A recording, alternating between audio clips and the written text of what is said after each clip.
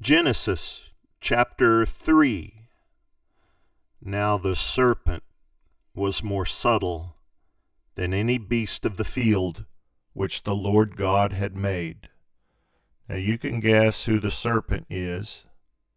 Subtle. Subtle means it's not outward with what he is trying to do. He's sneaky about it.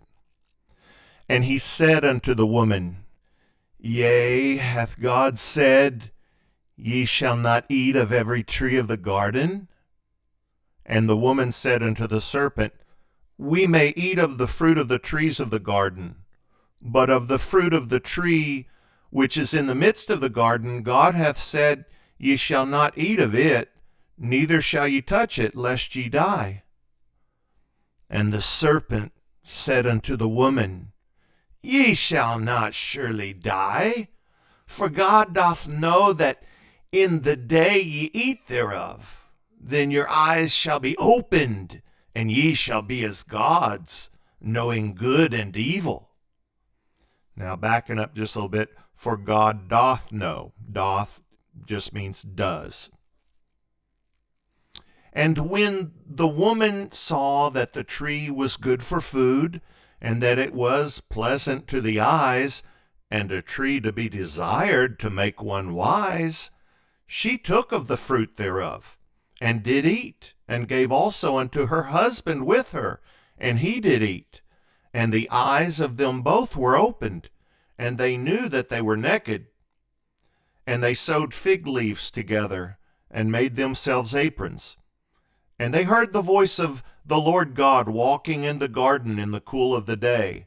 And Adam and his wife hid themselves from the presence of the Lord God amongst the trees of the garden.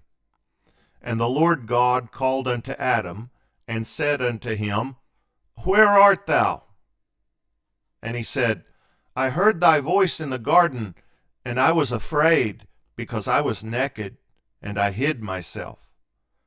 And he said, Who told thee that thou wast naked? Hast thou eaten of the tree whereof I commanded thee, that thou shouldest not eat?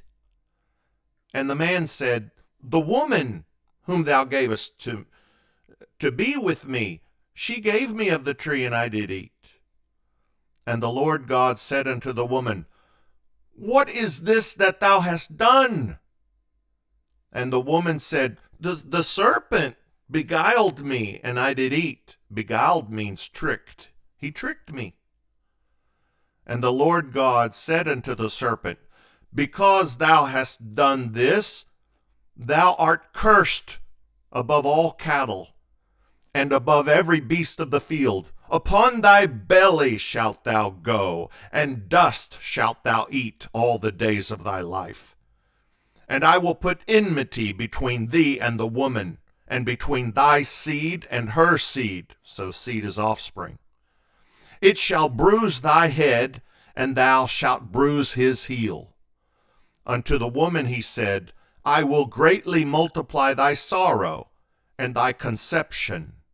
In sorrow thou shalt bring forth children, and thy desire shall be to thy husband, and he shall rule over thee.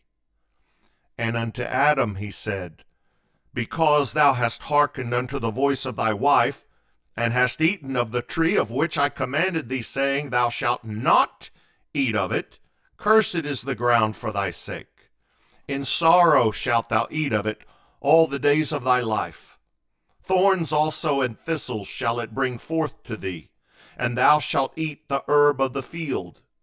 In the sweat of thy face shalt thou eat bread, till thou return unto the ground. For out of it wast thou taken, for dust thou art, and unto dust shalt thou return. And Adam called his wife's name Eve, because she was the mother of all living.